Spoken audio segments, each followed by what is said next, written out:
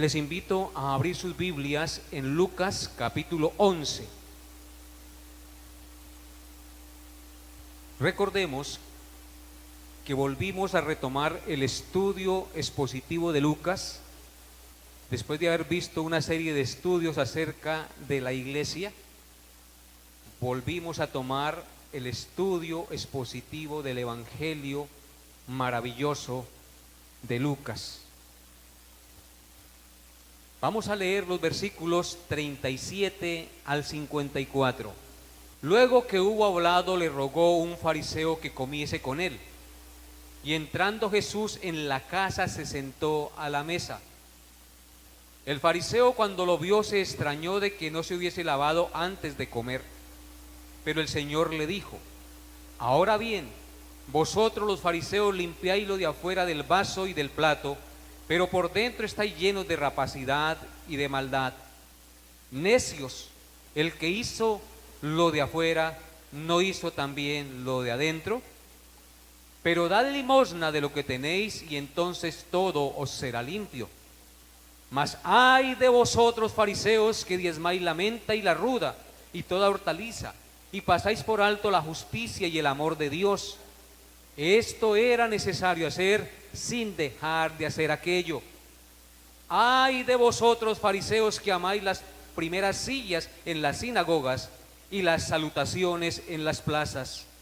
Ay de vosotros, escribas y fariseos hipócritas, que sois como sepulcros que no se ven, y los hombres que andan encima no lo saben. Respondiendo uno de los intérpretes de la ley, le dijo: Maestro, cuando dices esto, también nos afrentas a nosotros. Él le dijo: ay de vosotros también, intérpretes de la ley, porque cargáis a los hombres con cargas que no pueden llevar, pero vosotros ni aun con un dedo las tocáis. Ay de vosotros que edificáis los sepulcros de los profetas, a quienes mataron vuestros padres, de modo que sois testigos y consentidores de los hechos de vuestros padres, porque a la verdad ellos los mataron, y vosotros edificáis sus sepulcros. Por eso la sabiduría de Dios también dijo: les enviaré profetas y apóstoles, y de ellos a unos matarán y a otros perseguirán, para que se demande de esta generación la sangre de todos los profetas que se ha derramado desde la fundación del mundo, desde la sangre de Abel hasta la sangre de Zacarías, que murió entre el altar y el templo. Sí os digo que será demandada de esta generación. Ay de vosotros, intérpretes de la ley, porque habéis quitado la llave de la ciencia. Vosotros mismos no entrasteis, y a los que entraban se lo impedisteis. Diciéndoles él estas cosas, los escribas y los fariseos comenzaron a estrecharle en gran manera y a provocarle para que hablase de muchas cosas, acechándole y procurando cazar alguna palabra de su boca para acusarle. Amén. Pues ese es el texto que desde el domingo pasado comenzamos a analizar, y al cual titulé 7 severas confrontaciones. En el estudio pasado comenzamos a considerar los 7 ay o confrontaciones que Cristo lanzó contra los escribas y fariseos cuando fue invitado a comer a la casa de uno de ellos. Estando allí, el Señor Jesús lanzó 7 severas confrontaciones a estos fariseos. El domingo pasado vimos el triple significado de la expresión ay. Vimos también las primeras 2 confrontaciones que Cristo lanzó contra los fariseos. En primer lugar, vimos que el moralista religioso le da más importancia a la limpieza exterior que a la limpieza de su corazón. Le da más énfasis a los ritos externos que a la pureza de su corazón, convirtiéndose en un hipócrita porque por fuera aparenta ser santo, pero por dentro está lleno de rapacidad y de toda maldad. Y en segundo lugar, vimos que los religiosos moralistas obedecen a Dios con el diezmo, pero olvidan la justicia y el amor de Dios. Y si bien es cierto, hay que hacer una cosa sin dejar de hacer la otra, estos moralistas religiosos se estaban olvidando de la justicia y el amor de Dios y solamente basaban su justicia en el diezmar en el templo.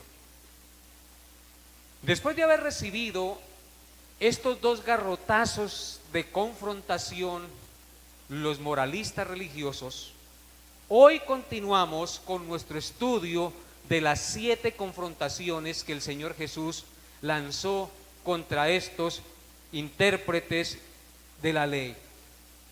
Veamos entonces la tercera confrontación, versículo 43 del capítulo 11 de Lucas. Dice: ay de vosotros, fariseos, que amáis las primeras sillas en las sinagogas y las salutaciones en las plazas. Ustedes me dirán, ¿por qué el pastor grita cuando dice ay de vosotros? Porque yo pienso que el Señor Jesucristo no le dijo a los fariseos, no me lo imagino diciéndole ay de vosotros, escribas. No, es una expresión de juicio. Ay de vosotros, escribas y fariseos. Una expresión de juicio, una expresión de pesar. ¿Sí o no, hermanos? Entonces, en esta tercera confrontación vemos al Señor Jesús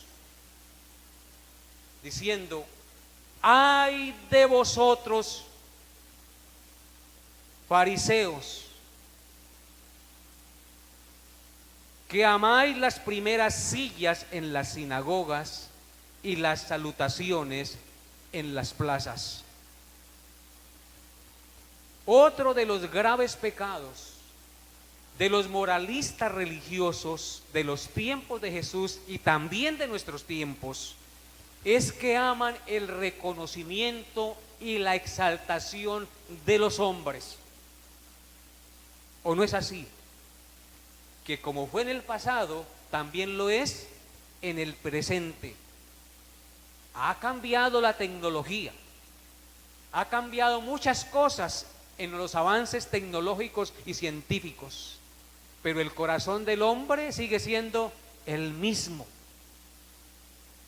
Ese mismo pecado que cometieron los moralistas religiosos de los tiempos de Jesús, también lo cometen los moralistas religiosos de nuestros tiempos. La palabra clave aquí en este ay es que ellos aman, dice la Escritura, las primeras sillas en las sinagogas. Noten lo que dice: ay de vosotros, fariseos, que amáis las primeras sillas y las salutaciones en las plazas. Entonces la palabra clave es ahí, la palabra aman. Ellos van a las sinagogas y a las iglesias, los moralistas religiosos, para que se les reconozca como las personas más importantes del grupo y de su círculo. Diezman a la iglesia para que la gente los vea y digan: qué cumplidor de los mandamientos de Dios es ese hombre y esa mujer. Dan limosna al pobre y ayudan al necesitado y hacen sonar trompeta para que los demás sepan que ellos son muy generosos. La Escritura nos dice: no sepa tu izquierda lo que hace tu derecha. Oran para ser vistos y oídos de los hombres, no oran para ser vistos y oídos de Dios. Y sus oraciones se convierten en oraciones elaboradas para que la gente diga: qué bonito ora ese hombre y esa mujer. No, mis hermanos, por más buenas cosas que un hombre o una mujer haga, si su motivación es incorrecta, buscando su propia gloria y su propia exaltación, es un pecado que puede llevar a las personas a la condenación eterna si no se arrepienten. Porque el único digno de gloria y alabanza es ¿quién? Dios. Lo que nosotros hagamos de bueno, se lo debemos ¿a quién? A Dios nuestro Señor. Nosotros no tenemos nada de qué gloriarnos. Si usted diezma es porque Dios le provee. ¿De qué se vanagloria usted, hermano? Si usted hace una buena obra es porque Dios la puso para que usted la hiciera, y aún puso el querer como el hacer en su corazón para que la hiciera. La gloria pertenece a nuestro Dios, que está sentado, y al Cordero por los siglos. Si por nosotros fuera, nosotros no haríamos cosas para Dios. Es necesario que Dios mismo ponga en nosotros su espíritu para ser movidos a hacer las cosas de una manera correcta y por motivaciones correctas. Todos los descendientes de Adán, que somos todos nosotros, tenemos la tendencia pecaminosa de buscar ser exaltados por los hombres, queriendo recibir reconocimiento y honra en las cosas que hacemos, entre comillas, para Dios. Cuando usted hace una cosa supuestamente para Dios, pero usted está buscando el reconocimiento, en el fondo usted está buscando el reconocimiento, esa obra no la hizo para Dios. ¿La hizo para quién? Para Él mismo. No nos engañemos, así es el cristianismo. Y no podemos nosotros decir las cosas de otra manera. Por eso, mis hermanos, tenemos que pedir al Señor cada día que perdone nuestro pecado de buscar nuestra propia gloria, de buscar nuestra propia exaltación, y pedirle al Señor que nos dé un corazón limpio para tener una motivación correcta y hacer así las cosas realmente para la gloria de nuestro Dios. El Salmo 115:1 dice: no a nosotros, oh Jehová, sino a tu nombre dad gloria, por tu misericordia y por tu verdad. Todas las cosas pertenecen a nuestro Dios, que está sentado, y al Cordero. No es verdad, mis hermanos, no nos engañemos, que hay esa tendencia caída, pecaminosa en nosotros de buscar nuestra propia exaltación. Usted mire el mundo y eso es lo que hace el mundo. Todos los políticos y todos los que hacen obras buscan ¿qué? Su propia exaltación. Sí, ayudan y hacen cosas, pero buscando ¿qué? Su reconocimiento y formar parte del libro de los récords.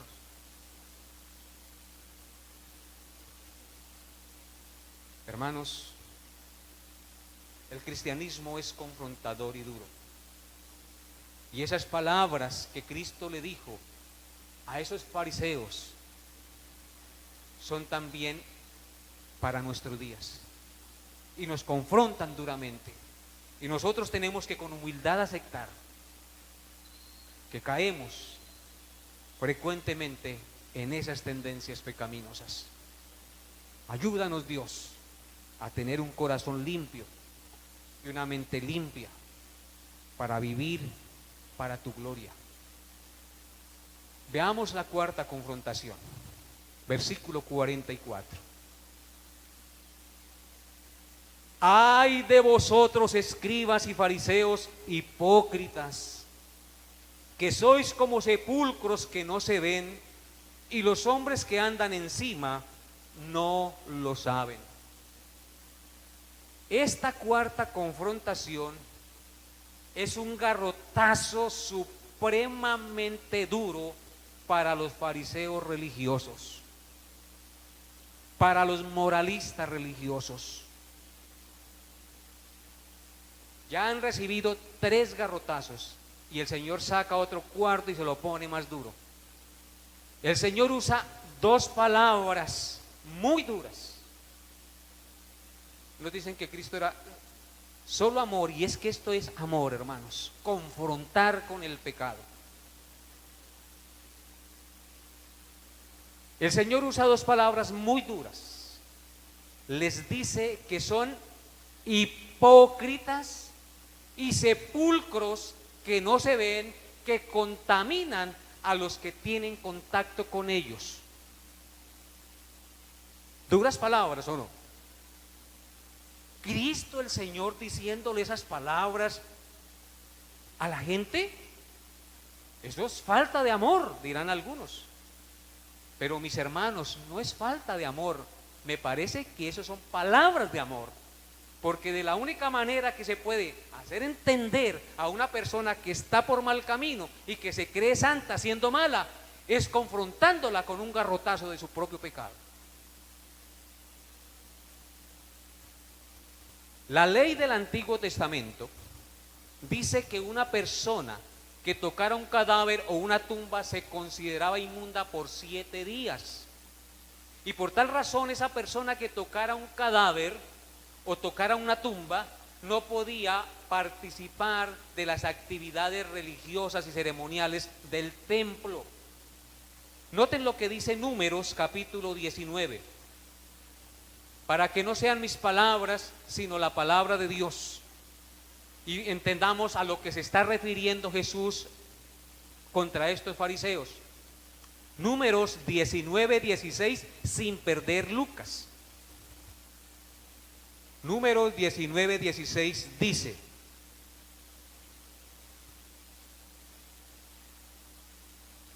cualquiera que tocare a algún muerto a espada sobre la faz del campo, o algún cadáver, o hueso humano, o sepulcro, 7 días será inmundo. En los tiempos de Jesús, las tumbas eran blanqueadas con cal, como estaban en el suelo. En esos tiempos no se utilizaban cruces como hoy, ni eran campos verdes como hoy en los cementerios, ni habían hornos crematorios. En los tiempos de Jesús, las tumbas eran blanqueadas con cal para que la multitud de gente que venía a Jerusalén a celebrar la Pascua cada año no se parara sobre ellas y no se contaminara ceremonialmente y pudiera entrar así al templo y participar de las actividades ceremoniales y religiosas. Pero muchas veces, involuntariamente, algunas tumbas quedaban sin ser marcadas con cal, sin ser blanqueadas, y por tanto esas tumbas no se veían. Y la gente que venía a adorar a Jerusalén, sin saberlo, se paraba sobre ellas y se contaminaba ceremonialmente sin saberlo, quedando así inmundo para poder participar de las actividades religiosas del templo en Jerusalén. Pues mis hermanos, Jesús utiliza esta imagen de las tumbas que no se ven, o utilizando esta imagen de las tumbas que no se ve, acusó a los fariseos de convertir a otros hombres en inmundos con su hipocresía y con su podredumbre espiritual que aparentemente no se veía. Tal como cadáveres ocultos en la tierra, los fariseos corrompían a cada persona que sin darse cuenta entraba en contacto con sus enseñanzas religiosas. La gente sin darse cuenta, escuchen bien, que los fariseos eran fuentes de contaminación espiritual, se acercaban a ellos buscando la fuente del conocimiento y de la verdad, y resultaban contaminados porque al recibir las enseñanzas de los fariseos se convertían en hipócritas y orgullosos igual que ellos. ¿Me hice entender? Y por eso es que Cristo les dice: ustedes son sepulcros que no se ven, que todos aquellos que entran en contacto con ustedes son contaminados. ¿Cómo era que contaminaban los fariseos a los que entraban en contacto con ellos? Pues al enseñarles, ellos aparentaban piedad y la gente venía buscando el conocimiento de Dios. Y al enseñarles ellos sus doctrinas, se convertían en discípulos hipócritas y orgullosos, igualito a sus maestros. Y por eso Cristo utiliza esta imagen de las tumbas que no se ven para confrontarlos con su pecado. Que Dios nos guarde a nosotros de ser fuentes de contaminación y piedra de tropiezo para los que sinceramente se acercan a nosotros buscando el conocimiento de Dios.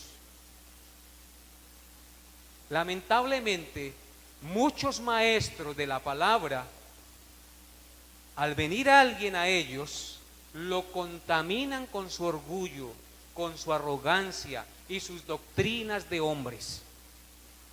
Y es a eso que está haciendo referencia el Señor en este lugar.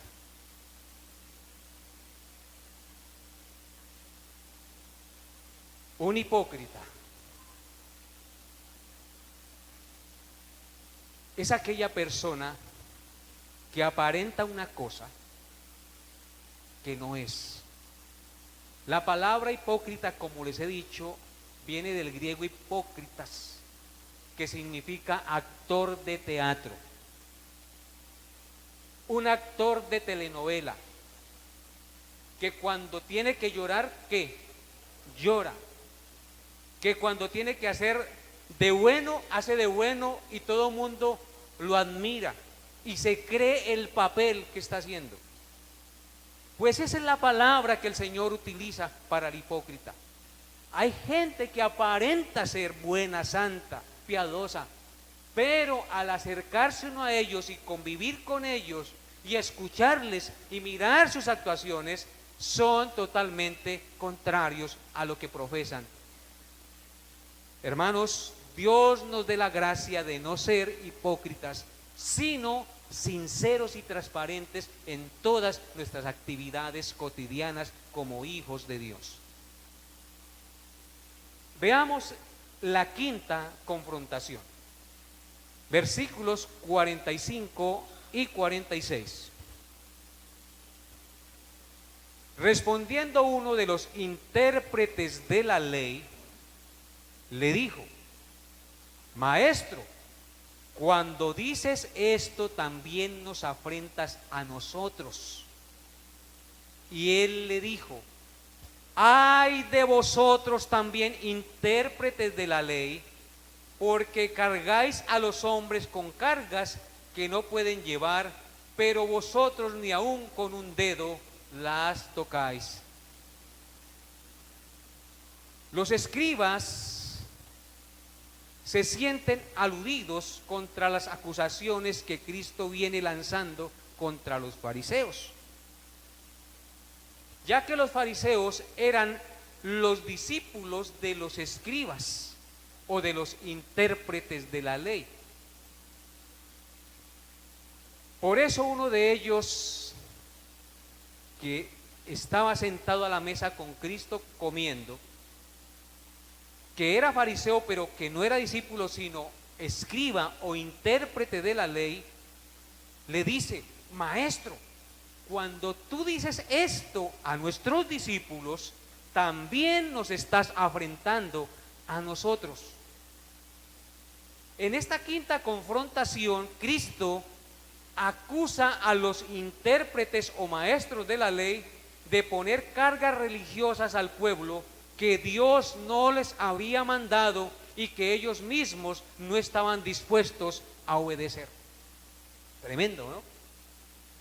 Como eran los intérpretes de la ley, se habían inventado 612 reglas aparte de la ley de Moisés.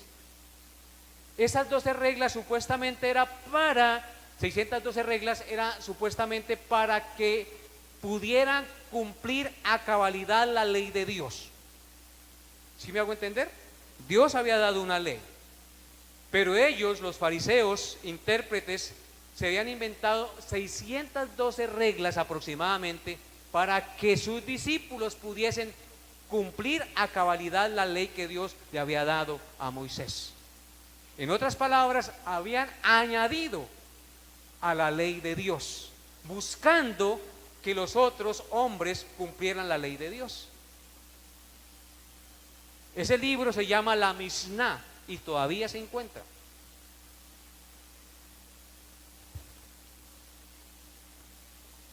Esta acusación nos enseña cuán grande es el pecado de pretender enseñar a otros lo que nosotros mismos no practicamos.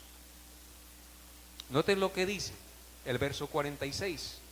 Y él dijo: ay de vosotros también, intérpretes de la ley, porque cargáis a los hombres con cargas que no pueden llevar, pero vosotros ni aun con un dedo las tocáis. Esta acusación, vuelvo y repito, mis hermanos, nos enseña cuán grande es el pecado de pretender enseñar a otros lo que nosotros mismos no practicamos.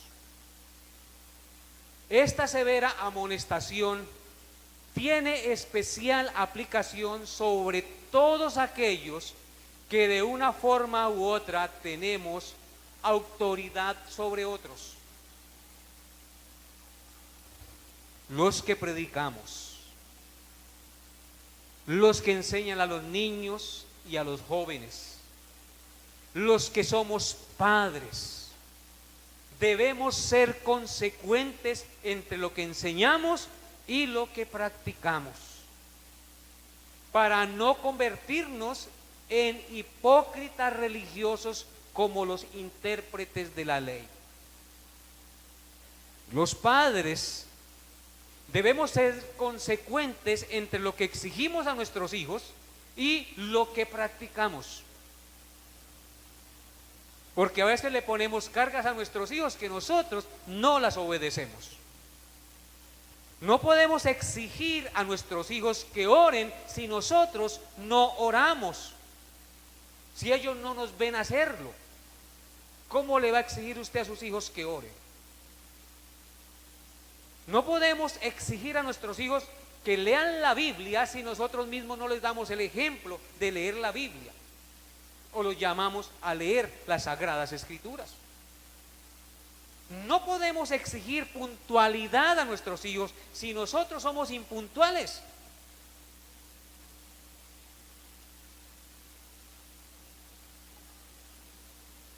No podemos exigirles que no digan mentiras si nuestros hijos nos ven y nos oyen diciendo mentiras.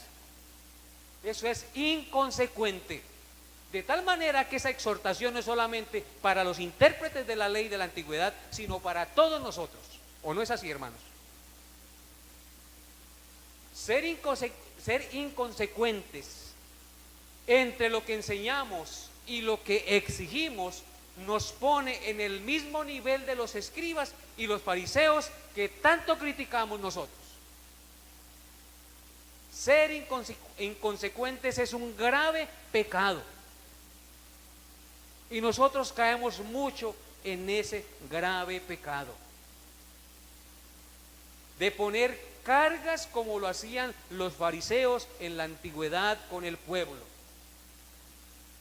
Cuando Cristo dijo: venid a mí todos los que estéis trabajados y cargados, que yo os haré descansar.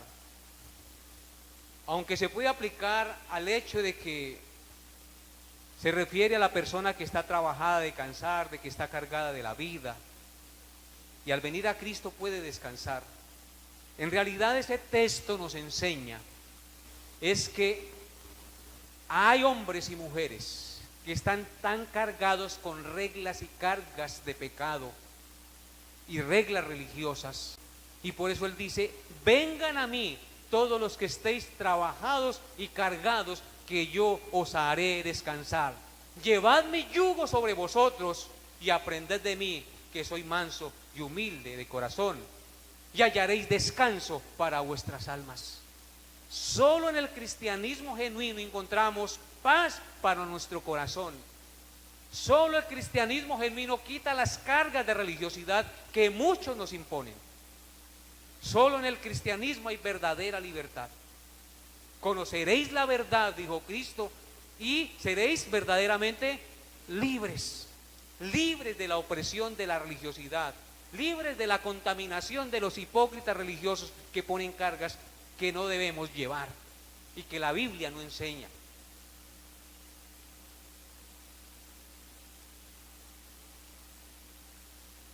Hermanos, a mí me parece que no es una carga que usted lea las escrituras en su casa. ¿O es una carga?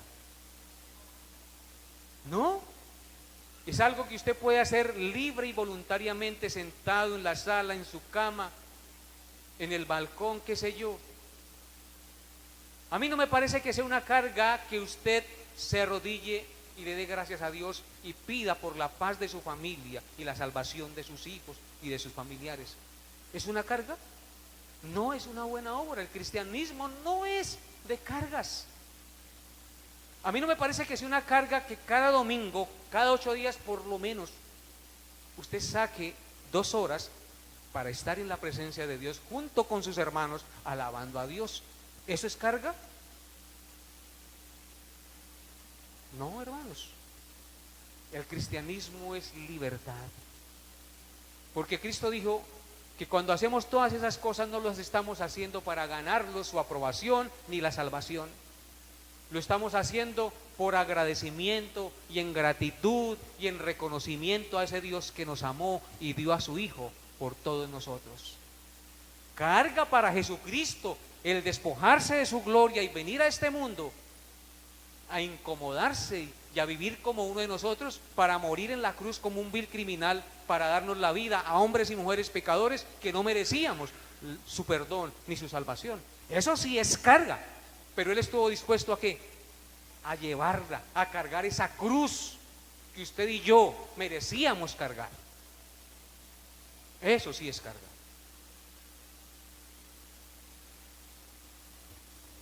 Romanos 2, versículos 1 al 3. Romanos 2, del 1 al 3.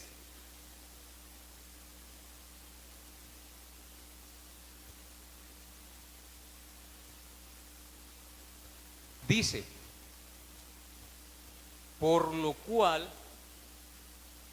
eres inexcusable, oh hombre, quien quiera que seas tú que juzgas.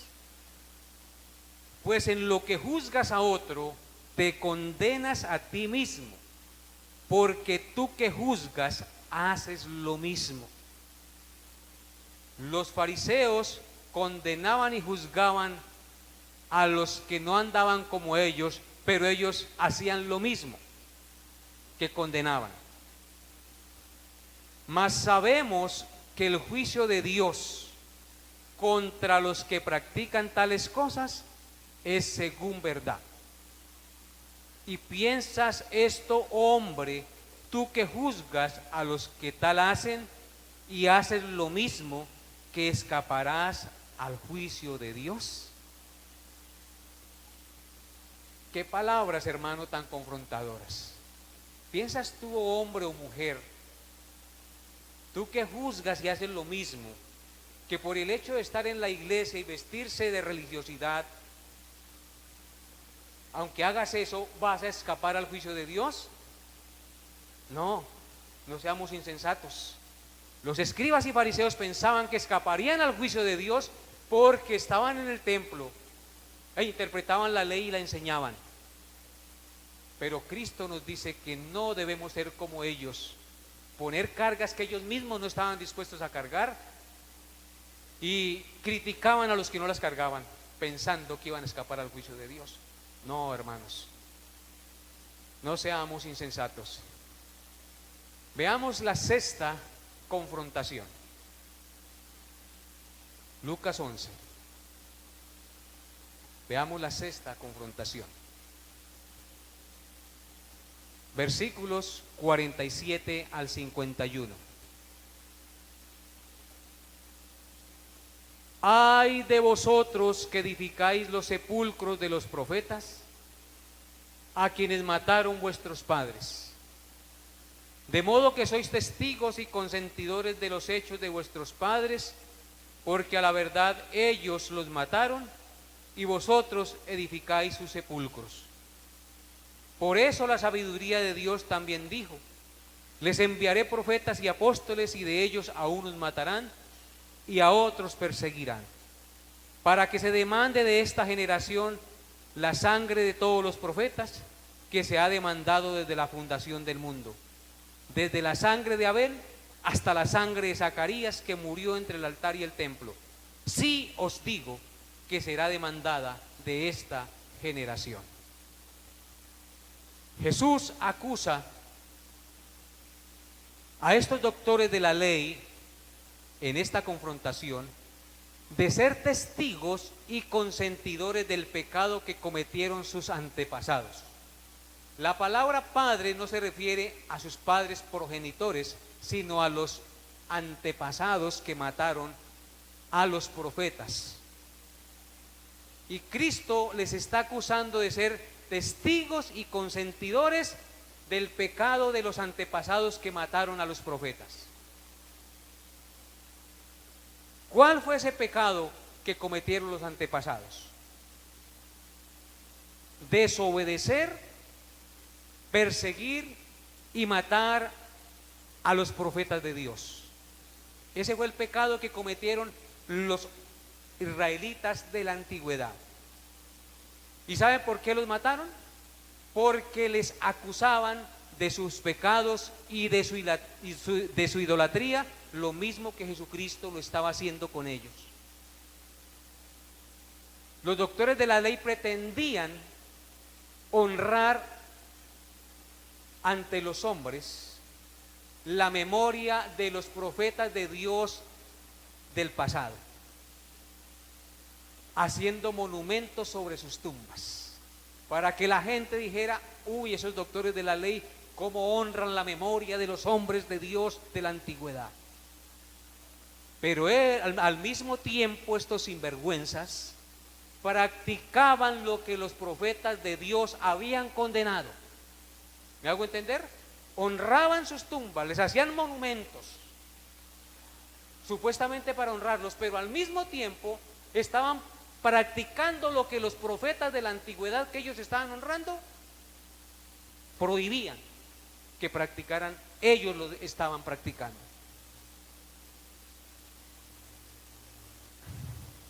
Los antiguos profetas condenaron la religiosidad externa y ceremonial del pueblo de Israel, la hipocresía, el orgullo y el legalismo, y predicaron la religión de la fe, la justicia y el amor. El mensaje de Dios siempre ha sido uno a través de los tiempos. La fe, la justicia y el amor debemos practicarla entre nosotros.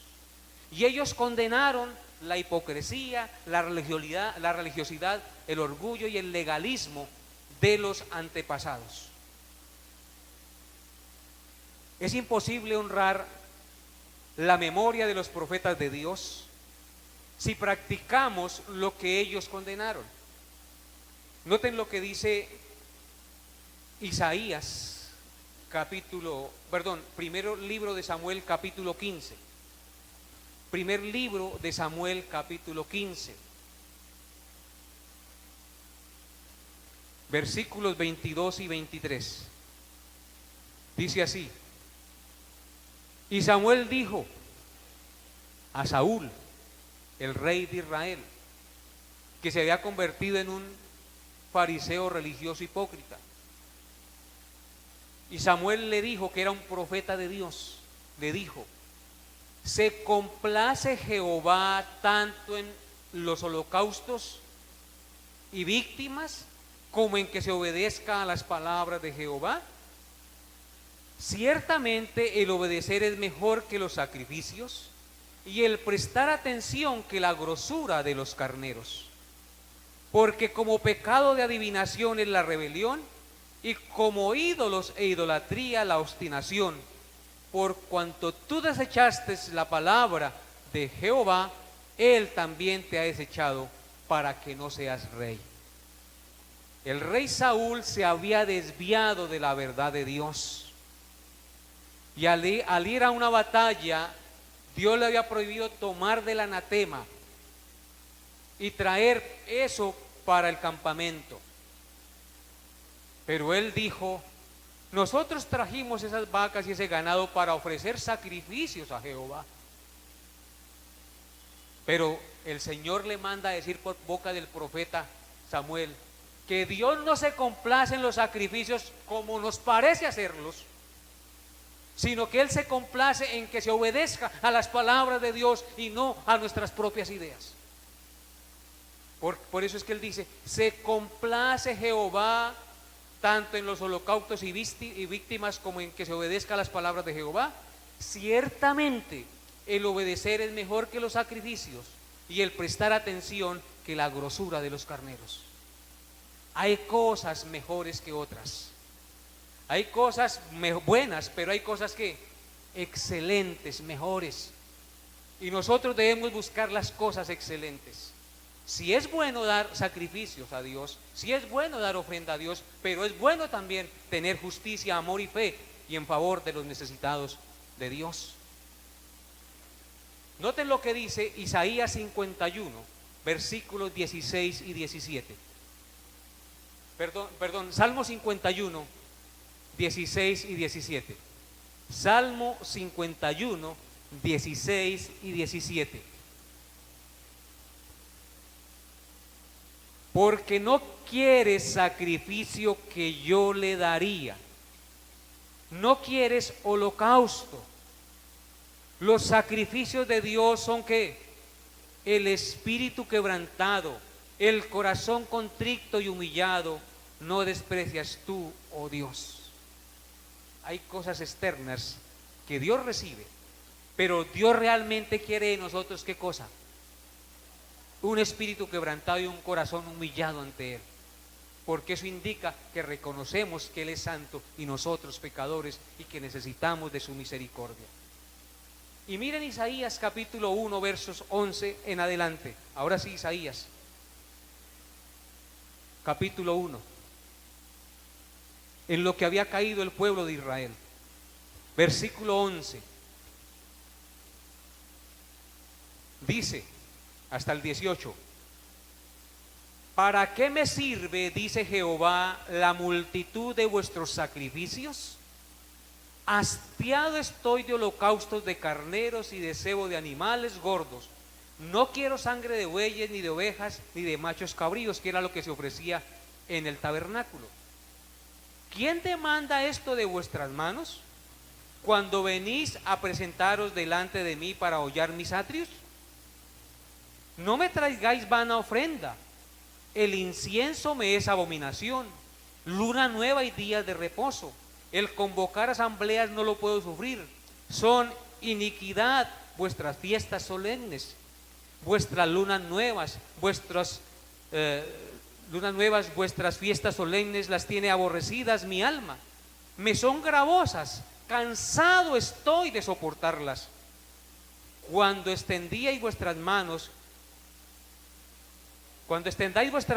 yo esconderé de vosotros mis ojos. Asimismo, cuando multipliquéis la oración, yo no oiré. Llenas están de sangre vuestras manos. Lavaos y limpiaos. Quitad la iniquidad de vuestras obras delante de mis ojos. Dejad de hacer lo malo. Aprended a hacer el bien. Buscad el juicio. Restituid al agraviado. Haced justicia al huérfano. Amparad a la viuda. Venid luego, dice Jehová, y estemos a cuentas.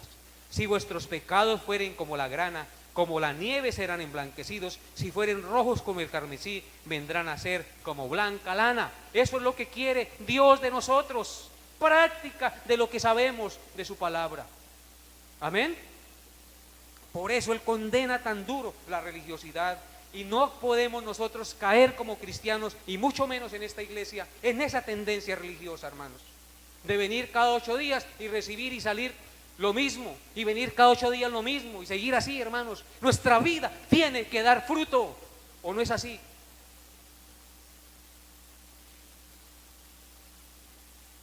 Por eso es que el Señor dice que al igual que los antepasados, les dice a estos fariseos, ellos mataron y persiguieron a los profetas y apóstoles que Dios les envió. Y el profeta Isaías, por decirle esto al pueblo de Israel, murió aserrado. Lo aserraron con una sierra, lo traspasaron lo aserraron como siervo de Dios. Y así pasó. Los escribas y fariseos religiosos legalistas, ¿qué hicieron con Cristo? Lo crucificaron porque Él les dijo y les habló la verdad y les mostró su pecado. El fariseo religioso, el moralista religioso, enardece de ira cuando le muestran su pecado y trata de justificarlo, y la única opción que tiene es quitar de en medio al que le está señalando su maldad. Agradezcamos a Dios cuando hay alguien que nos dice el pecado y que nos muestra el error. Eso es amor de Dios en favor de nosotros. ¿Qué dice el texto? Dice el texto, verso 49. Por eso la sabiduría, en el capítulo 11 de Lucas, por eso la sabiduría de Dios también dijo: les enviaré profetas y apóstoles, y de ellos a unos que matarán y a otros perseguirán. Exactamente hicieron lo que Cristo les dijo. Mataron al profeta de profetas, a Cristo Jesús. Mataron apóstoles, persiguieron a los discípulos en Jerusalén y los esparcieron. Y de ahí para adelante, los primeros 3 siglos del desarrollo de la iglesia, está llena la tierra de la sangre de mártires que predicaron el evangelio de Dios. Por eso es que Él dice: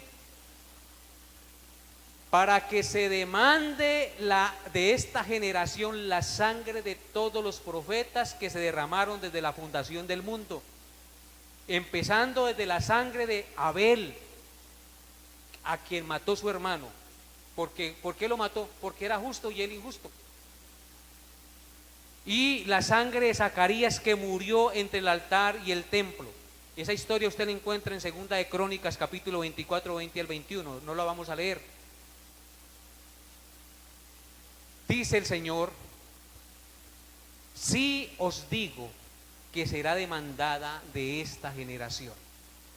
Cristo demandó la sangre, Cristo demandó la sangre sobre los escribas y fariseos de sus tiempos, porque ellos mataron apóstoles, mataron profetas y mataron al profeta de profetas.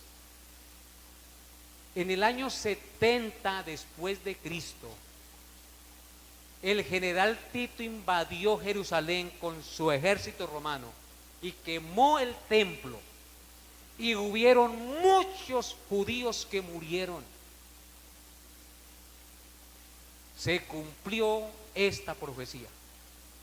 Dios demandó la sangre de los profetas antiguos porque ellos habían sido complacientes, porque decían honrarlos y practicaban lo que ellos habían condenado, y al mismo tiempo mataron al profeta de profetas y a sus apóstoles y profetas que les había enviado. Y dígame una cosa: ¿cómo murió Juan el Bautista? Decapitado. Los fariseos religiosos hipócritas mataron a los profetas que Dios les envió. A Pedro murió crucificado, Pablo murió decapitado. Se tiene registro histórico, no bíblico, pero secular, de que los apóstoles todos murieron mártires, excepto el apóstol Juan, que murió de viejo. Pensamiento, mis hermanos. Muchos religiosos hoy honran la memoria de algunos santos. Pensemos un momentico en esto. Muchos religiosos y organizaciones religiosas honran la memoria de algunos santos de Dios. Por ejemplo, se celebra en estos días el día de San Pedro, ¿o no? ¿Ah? Estamos en la fiesta de San Pedro. ¿Ah? Este es San Juan. Bueno, yo no sé de los santos. Desde luego San Pedro, ¿sí?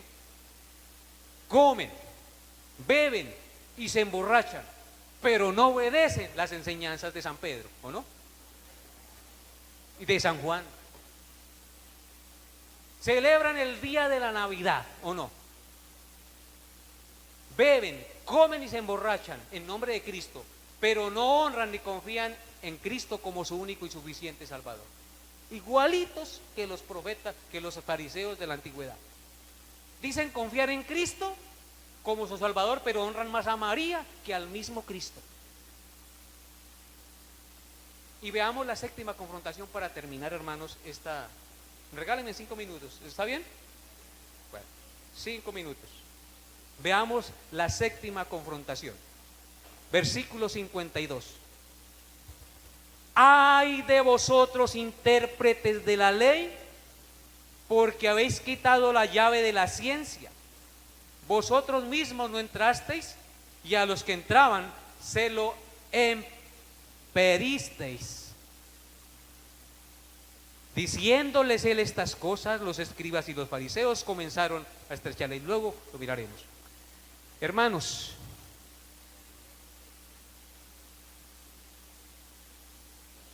en estos versículos, perdón que se me trabó. Los doctores de la ley son acusados de impedir en esta confrontación por el Señor Jesucristo la entrada del conocimiento de Dios a los que sinceramente quieren conocerle. ¿Cómo ocultaban la llave del conocimiento de Dios los doctores de la ley? Con todas las cargas legalistas que ellos habían inventado para poner sobre los hombros del pueblo de Israel, enseñando así una salvación por el esfuerzo humano y no por la gracia y la fe en el santo Hijo de Dios que tenían frente a sus narices, a quien ellos acecharon y rechazaron colgándolo en una cruz y matándolo como un vil criminal. De igual manera, hoy, hermanos, se sigue cometiendo este gran pecado de muchas organizaciones religiosas. Los sacerdotes romanistas ocultan la llave de la salvación por gracia, no promoviendo a los feligreses el estudio de las Sagradas Escrituras. ¿No es lo que vemos? ¿Por qué es fuerte la Iglesia Católica? Porque la gente no conoce la Biblia. Los que asisten a sus atrios, a sus bancas, a sus auditorios, no conocen la palabra de Dios. ¿Y por qué no la conocen? Porque a los sacerdotes romanistas no les conviene que ellos la conozcan, la estudien y la lean, porque la venda ¿qué? Les es quitada. Por lo tanto, ellos ocultan o meten debajo la llave del conocimiento de Dios. Algunas iglesias evangélicas, hermanos, ocultan el regalo de la salvación por gracia, poniendo su confianza para la salvación en la obediencia a los 10 mandamientos y no en la perfecta obra del Hijo de Dios en la cruz. Si bien es cierto, los mandamientos no son anulados, no por obedecer los mandamientos de Dios soy salvo. Soy salvo por la fe ¿en quién? En el sacrificio perfecto de Cristo. Al creer eso, la consecuencia es que comienzo a amar y a obedecer los mandamientos, no para salvarme, sino como el resultado de que he creído en la obra salvadora del Señor. Amén. Pero eso es lo que pasa hoy. Muchas iglesias ocultan la llave del conocimiento de la salvación por gracia con sus cargas legalistas.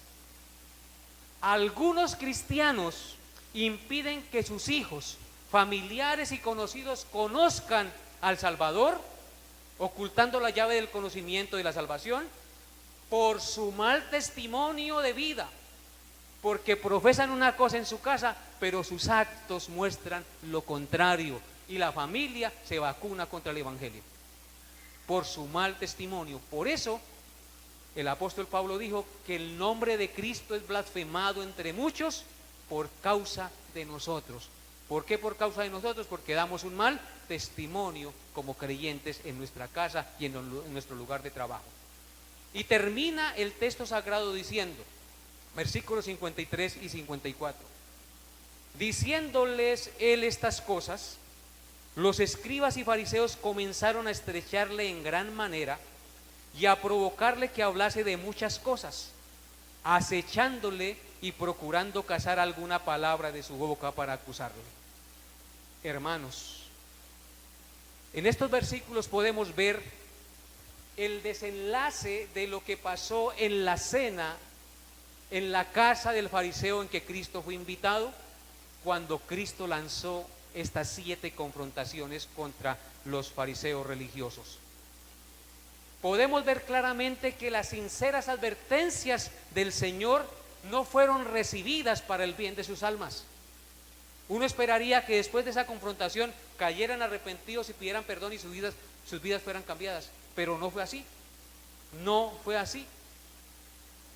Los escribas y fariseos, en lugar de arrepentirse, se llenaron de ira y comenzaron una cacería intensa contra Cristo, como si él fuera una fiera salvaje. Noten las palabras del texto, diciéndoles él estas cosas. ¿Cuáles cosas? Las amonestaciones pasadas. Los escribas y los fariseos comenzaron a estrecharle, una palabra dura, a estrecharle en gran manera y a provocarle a que hablase muchas cosas para ver si se equivocaba en algo y tener de qué echarle mano y llevarlo preso. Noten las palabras del 54, acechándole y procurando cazar. Son palabras de cacería, ¿cierto? De alguien que está acechando a alguien para cazarlo y destruirlo como si fuera una fiera salvaje. Esto estaban haciendo, acechándole y procurando cazar alguna palabra de su boca para acusarle. Qué triste desenlace, mis hermanos. Qué triste desenlace. No se puede ser cristiano cuando se cumplen meticulosamente cosas externas de la religión y se olvida de las realidades internas de la religión. Qué triste realidad que al exhortar a los hombres con la palabra de Dios se llenen de ira y resentimiento y endurezcan su corazón. Qué triste que no reciban el mensaje de Dios y procuren encontrar un mensaje suave y lisonjero que les alimente su ego y su orgullo espiritual. Que no seamos nosotros hallados de esa manera.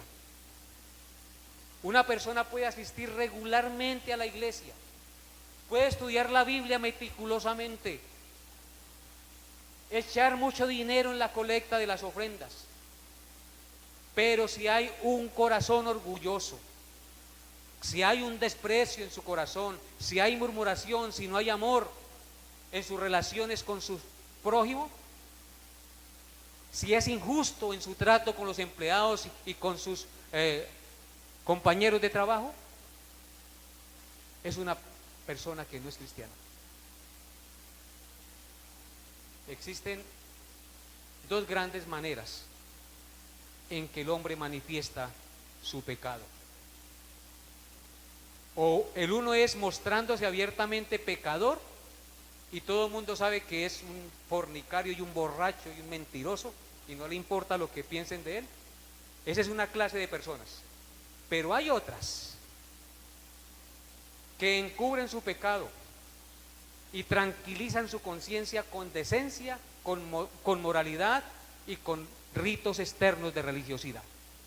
¿Cuál de esas 2 personas es más peligrosa? El que no se muestra abiertamente pecador, sino que oculta su pecado con decencia, con moralidad y con religiosidad. Que Dios nos libre de caer en eso.